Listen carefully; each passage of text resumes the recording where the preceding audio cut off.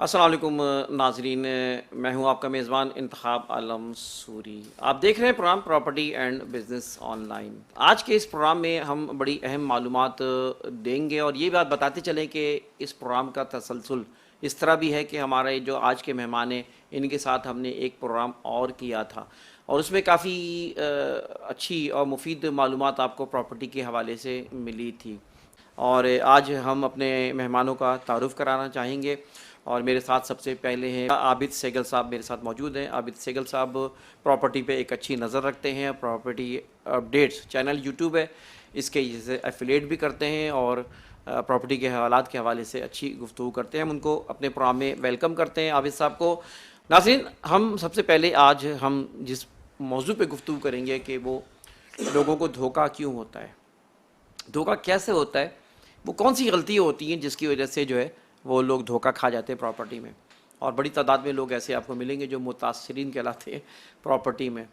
तो किस तरह हम इसको हम एडवाइस करें, सजेस्ट करें कि आप वो गलतियां ना करें जिससे लोगों को धोखा हुआ। अब साहब क्या कहते हैं आप? हाँ, बिलाल भाई ने बहुत अच्छा इस मौजू पे बात की। मैं तो यही अर्ज़ करूँगा कि धोखा इस वजह से होता है कि लोग जो हैं उस प्रोजेक्ट के ऊपर रिसर्च ही नहीं करते। पहली चीज़ तो ये है कि जहाँ वो इन्वेस्टमेंट करने जा रहे हैं, कोई सोसाइटी है, कोई मालूमात के बाहर वो चीज़ ले हाँ, लेते हैं। उसी के ऊपर पहले थोड़ा सा उस एरिए को समझे कि हाँ जी, जहाँ ले रहे हैं, अगर रहायश के लिए भी ले रहे हैं, कि वाकई वहाँ नज़दीक तमाम सहूलतें हैं, बच्चों के स्कूल हैं, हॉस्पिटल्स हैं या पब्लिक ट्रांसपोर्ट है, सारी चीज़ें। हम घर बैठ के किसी पे जब पूरा रिलाय करते हैं कि ये नहीं, यही जानने वाला है, दोस्त है, रिश्तेदार है। बहुत दफ़ा मैंने धोखा देखा हाँ, फैमिली के ये बात अंदर। बिल्कुल सही मैंने है। फैमिली में बहुत से लोगों को धोखा इसलिए भी होता है कि वो एतबार कर लेते हैं, आंख बंद करके एतबार कर लेते हैं और वो अपने ही कोई जानने वाला होता है, रिश्तेदार होता है, फला होता है और मालूम चला मार खा जाए। अच्छा, एक और बात भी मैं बताता चलूँ कि आप जिसके साथ इन्वेस्टमेंट करवाएं वो उसको खुद भी पता होना चाहिए। लोगों को पता होता नहीं, उठा के सोसाइटियों में प्लॉट दिलवा देते हैं, खुद इल्म नहीं होता और उसके बाद खुद भी डूबते हैं, उसको भी डुबाते हैं। तो मैंने बचपन से एक चीज़ देखी कि बहुत से लोगों ने फैमिली के अंदर खुद प्रॉपर्टी में जब वो आए तो उन्होंने अपनी फैमिली की इन्वेस्टमेंट ऐसी जगह कर दी अपनी बॉडी की, जैसे इन्होंने कहा ना कि अपनी बॉडी के लिए बकरा ज़िबा कर देना।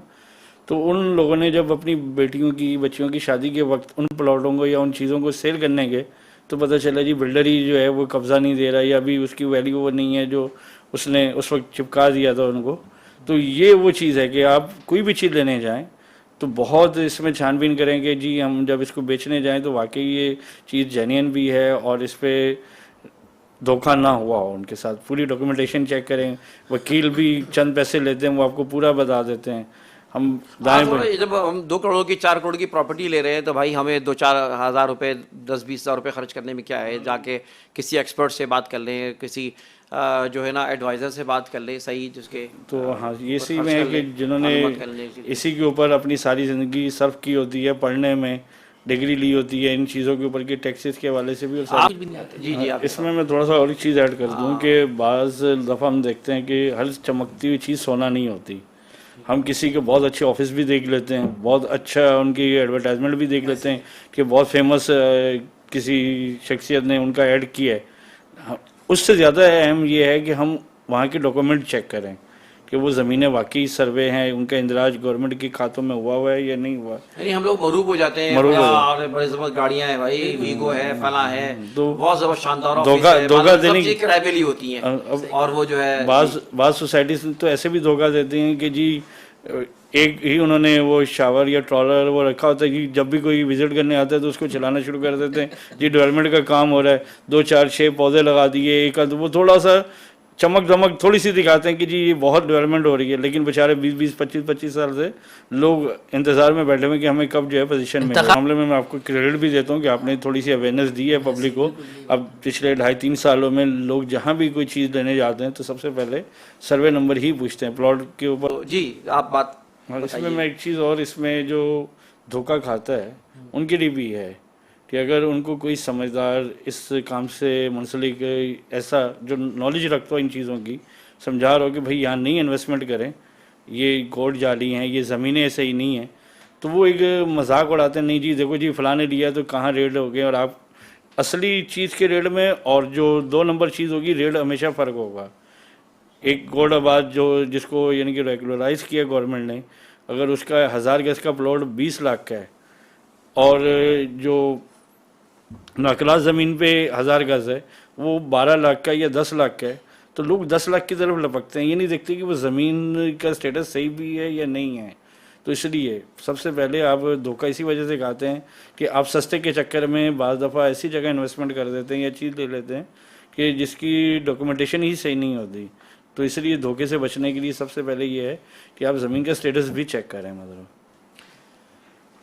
Welcome back. प्रोग्राम है प्रॉपर्टी एंड बिजनेस ऑनलाइन। बहुत ही कीमती और काम की बातें हो रही हैं हर उस फ़र्द के लिए जो किसी प्रॉपर्टी में इन्वेस्टमेंट करना चाहता है, हर उस फ़र्द के लिए जो प्रॉपर्टी के बारे में इल्म जानना चाहता हो, हर उस शख्स के लिए जो बिज़नेस को भी समझना चाहता हो। तो आज हम गुफ्तगू कर रहे हैं अपने मेहमानों सहगल साहब से। जानना चाहूँगा कि कौन सी इस वक्त छोटी सोसाइटियाँ जहाँ पे मकान बनने जा रहे हैं या मकान बनने वाले हो, आप सजेस्ट करते हैं उसको, इसमें मैं जो लीगल भी सही हो। अगर छोटी बजट की बात हो रही है तो बस उसमें ये है कि लेबर स्क्वायर है मेमार के पास ही, वहाँ तकरीबन 12 लाख से 2 बेड लॉन्च का आपको फ्लैट मिल जाता है। सहूलतें सारी मौजूद हैं। तो मज़दूर तबके के लिए और एक मुतवसत तबके के लिए वो बनाए गए हैं। तो जहाँ मतलब आप घर बनाने जाते हैं तो आजकल क्योंकि हर चीज़ के रेट ज़्यादा हो गए, सीमेंट सरिया जो भी चीज़ है, तो अगर बने हुए फ्लैट भी आपको मिल जाते हैं, कम बजट में हैं, उसमें भी हमारी टीम देख रही है इसको। जैसे इन्होंने LERP की बात की तो वहाँ भी ये टीम तो हमारी देख रही है। उसमें हमने कुछ प्राइवेट में ये है कि मलीर के अंदर कम बजट के हमारे पास प्लॉट हैं। इकरा आयशा फेज़ 1 है, फातिमा ड्रीम सिटी के बिल्कुल बराबर में। उसके अंदर अगले साल वैसे भी कब्जा आ रहा है। अगर जो अभी वहाँ पे लेना चाह रहे हैं तो हम उनके साथ ये मुआहदा कर सकते हैं कि अगले साल हम वहाँ उनको घर भी बना के दे सकते हैं। तो बहुत अच्छा है, कम बजट का वो भी है। अच्छा, घर बना के यानी कितने का पड़ जाएगा, या ये प्लॉट इस वक्त कितने का पड़ेगा? प्लॉट वहाँ पे तकरीबन इस वक्त 15 से 16 लाख का 80 का, 15-16 लाख इस वक्त, क्योंकि वहाँ पे बराबर में फातिमा ड्रीम सिटी में तमाम और मजीद कोई जगहों पे। इसके अलावा यानी कि जैसे मैंने आपको साकरान की तरफ बात की कि अगर वो उस तरफ ले लेते हैं कम बजट का तो वहाँ पे भी ये हब आना जाना उनके लिए आसानी हो जाएगी। कि ये छोटी इन्वेस्टमेंट के हिसाब से ये जहाँ कब्जा भी फौरी मिल रहा है तो ये है। जी हाँ, आबिद साहब क्योंकि डॉक्यूमेंटेशन को समझते भी हैं और लीगल प्रॉपर्टी पे इनकी अच्छी ग्रिप भी है, तो हम आबिद भाई से भी जानना चाहेंगे कि आबिद सहगल साहब ये बताइए कि आजकल बेरोज़गारी है, मसाइल हैं, लोग अब पैसे भी नहीं है लोगों के पास कि भाई पैसा लगाएं और अपना कोई काम करें, तो आप क्या एडवाइस करेंगे? मैं आपकी इस क्योंकि प्रोग्राम का नाम भी प्रॉपर्टी एंड बिजनेस ऑनलाइन है, तो कोविड के बाद ऑनलाइन बिजनेस को बहुत बूस्ट मिला। बहुत से लोग जो अपने कारोबार पे नहीं जा रहे थे, घर बैठ के उन्होंने अपनी चीज़ों को ऑनलाइन सेल किया। इस वक्त प्रॉपर्टी के हवाले से मैं आपको जो एडवाइस करता हूँ, बल्कि पूरे कराची या पाकिस्तान के लोगों को एडवाइस करूँगा कि बहुत से लोग बाइक क्या चला रहे हैं या फूड पांड इस तरह की बहुत से ऑनलाइन चीज़ों पे चले जाते हैं और परेशान भी होते हैं कि यार सारा दिन हमें थकन हो जाती है इस तरह बाइक चलाने में भी और इस चीज़ों में। हर शख्स जो एंड्रॉयड साइट यूज़ कर रहा है उसमें वो सोशल साइट्स इस्तेमाल करता है। उसमें फेसबुक ऐसी चीज़ है जिसमें प्रॉपर्टी के हवाले से ग्रुप बने हुए हैं, एरिया वाइज भी, शहर के हवाले से भी और फिर पूरे पाकिस्तान के हवाले से भी। उन ग्रुप को ज्वाइन करें और अगर आप ये काम करना चाह रहे हैं, बहुत ट्रस्टेबल काम है क्योंकि लाखों करोड़ों रुपए की डील्स हो रही होती हैं, तो हर फर्द आपको अपनी स्टेट पे नहीं बिठाता। उसके लिए आपको अपने रिश्तेदारों में, अपने दोस्तों में ऐसा फ़र्द तलाश करना होगा जिसके पास आप 1 घंटा 2 घंटे या 15-20 मिनट भी जो आपको टाइम मिल सके आप जाएं, इस लैंग्वेज को सीखें, समझें कि स्क्वायर फीट क्या चीज़ होती है, स्क्वायर यार्ड क्या चीज़ होती है, अपार्टमेंट क्या साइज़ के होते हैं, कौन सी ज़बान बोली जाती है, रेंट के लिए क्या चीज़ें पूछी जाती हैं। अगर आप थोड़ा सा इसको समझ लें तो मैंने बहुत से ऐसे नौजवानों को देखा है 20-22 साल के जो अपनी तालीम के साथ अपने दोस्तों की स्टेट पे जाते हैं और बहुत अच्छे सौदे करके ना। इसमें सबसे पहली चीज़ तो ये है कि आपके पास कोई हुनर होना चाहिए। आपके पास अगर किसी की स्किल है तो उसमें freelancer.com है, fiverr.com है, अपवर्क है। आजकल लोग ग्राफिक डिज़ाइनिंग सीख रहे हैं, कंटेंट राइटर हैं यानी कि अच्छी इंग्लिश लिख सकते हैं। तो जो लोग वेबसाइट्स बनवाते हैं तो उनको कंटेंट राइटर चाहिए होता है। तो डॉलर्स में आज जो हमारी सबसे बड़ी ऑनलाइन तो बहुत बिजनेस तो इसलिए जो इंडस्ट्री ग्रो कर रही है पाकिस्तान की वो IT की इंडस्ट्री है, जो हमारे यहाँ से लोग यहाँ से अपनी स्किल के ज़रिए पाकिस्तान में डॉलर्स जो ला रहे हैं। थर्ड बड़ा यानी कि जो प्लेटफॉर्म है इस वक्त पाकिस्तान में डॉलर आने का, तो वो हमारी ये नौजवान नस्ल की IT के शोबे में खिदमात हैं। जिसकी वजह से वो पाकिस्तान जो है ग्रो कर रहा है। इंडिया और बांग्लादेश के पास इस रीजन में हम पाकिस्तान के माशाल्लाह बच्चों को मैं क्रेडिट देता हूँ कि उन्होंने बहुत काम किया है, बहुत अच्छा उनका, यानी कि क्योंकि क्रिएटिव माइंड बच्चे हैं। इसी से रिलेटेड ये जो आखिरी चीज़ है इंतखाब भाई, वो है लोगों ने ऑनलाइन अपनी वेबसाइट जो बनाई हुई हैं उसके थ्रू भी वो इंटरनेशनल मार्केट के साथ जुड़े हुए हैं। वक्फे की जानिब हम बढ़ते हैं और वक्फे से वापस आएंगे तो इस गुफ्तगू को हम जारी रखेंगे।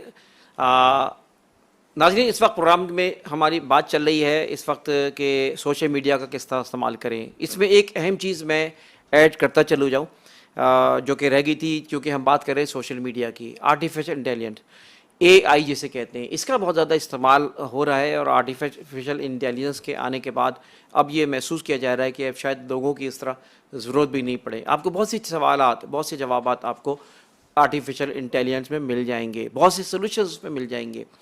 जी आबिद साहब, आप मुख्तसर बताएं। आपने यूट्यूब की बात की कि यूट्यूब के ऊपर जैसे माशाल्लाह आपका भी चैनल प्रॉपर्टी अपडेट्स हम देखते हैं, तो आपके पास कंटेंट मजबूत होना चाहिए जो आप लोगों को बताना चाह रहे हैं। वेबसाइट है, आपका यूट्यूब है, फेसबुक, कोई भी चीज़ आप सोशल साइट्स पे जा रहे हैं वो बेस करती है आपके कंटेंट पे कि आप फालतू चीज़ें शेयर कर रहे हैं या लोगों के काम की चीज़ें शेयर कर रहे हैं। अगर आप लोगों के मजाज को समझते हुए अपनी सोशल साइट्स को इस्तेमाल करें तो उसका बेनिफिट मिलता है। उसकी छोटी सी मिसाल में, अगर व्हाट्सएप का आपका जो स्टेटस है उस पर भी मैंने बाज़ दफ़ा कोई भी इन्वेंट्री को जब शेयर किया तो मुझे बहुत अच्छा रिस्पॉन्स आ रहा है कि बाज़ाहिर मैं जब भी जो बिजनेस कर रहा है लोगों की मैं सोशल इसको इस्तेमाल करे तो उसको उसका फायदा होता है। लोगों के स्टेटस देखते हैं, कभी शायरी, कभी रोना, कभी ये वो, अपना काम लोगों में नहीं डिस्कस कर रहे होते। ना फैमिली के लोग जानते हैं, ना दोस्त अहबाब जानते हैं कि आप काम क्या करते हैं। तो जब उन्हीं को नहीं मालूम आप काम किया करते तो आप मार्केट में अपनी चीज़ को किस तरह अपडेट करेंगे। तो मेरा ये है कि आप अगर पेज भी यूज़ करें तो उस पर लिखें कि आपका बिज़नेस क्या है या आपकी जॉब क्या है, ताकि आप उससे फ़ायदा उठा सकें। बहुत से प्लेटफॉर्म्स हैं, क्योंकि वक्त कम है, वरना तो मैं क्योंकि AI के ऊपर ही बात करूँ तो एक बहुत बड़ी फील्ड AI है। हम एक सौदा लेने जाते हैं कोई जनरल स्टोर पे, हम जिस चीज़ का तस्करा कर रहे होते हैं, घर आते हैं तो उसी का ऐड सोशल साइट्स पे हमें नज़र आ रहा होता है। बिजनेस के हवाले से, प्रॉपर्टी के हवाले से, दीगर हवालों से बात कर रहे थे। दो तीन चीज़ें बड़ी अहम है दोस्तों। एक तो सबसे अहम बात यह कि हमारे नौजवानों को आजकल अपनी स्ट्रेंथ का नहीं पता कि उनके अंदर खुसूसियात क्या है, उनकी क्वालिटीज़ क्या है। अपनी स्ट्रेंथ को नहीं जानते। जो अपनी स्ट्रेंथ को जान जाए वो बादशाह है। तो अपनी स्ट्रेंथ को जानिए। लीजिए, इंतखाब आलम सूरी साहब को, मेहमानों का मैं शुक्रिया अदा करता हूँ कि आज उन्होंने बड़ी मुफीद और काम की गुफ्तगू की, और इस दुआ के साथ कि अल्लाह ताला हमें हलाल रिस्क की तौफीक अता फरमाएं। हलाल रिस्क के लिए हम मेहनत करें और अपने लिए जो अच्छा सोचें, इसी तरह दूसरों के लिए भी सोचें, और ये हदीस भी है। इंतखाब आलम सूरी साहब को इजाज़त दीजिए। इंशाल्लाह फिर अगले किसी प्रोग्राम में मुलाकात होगी। अल्लाह हाफिज़।